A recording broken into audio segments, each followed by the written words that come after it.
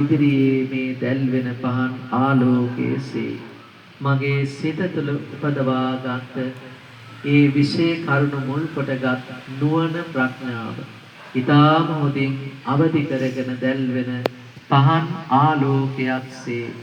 හෙට දිනෙන් ආරම්භ වන උතුම් විභාග කටයුතු ඊටාම සාර්ථකව ඊටාම හොඳින් මම කිසිදු බියකින් තොරව ඒ විභාග කටයුතු වලට මුහුණ දෙන්නට මට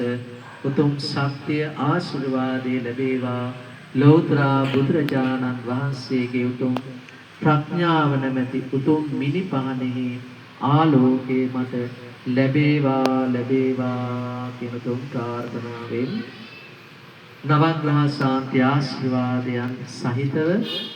උතුම් ආශිර්වාද ලබා ගමු. හැම දරුවෙක්ම මා කීවාට පසු කියන්න හැම දෙමව්පියෙක්ම සජ්ජායනය කරන්න තමන්ගේ දරුවට මේ ආශිර්වාදය ලැබේවා කියලා සියලුම දරුවන්ගේ ඇස්වහ කටවහ ඕවහ දුරු වෙලා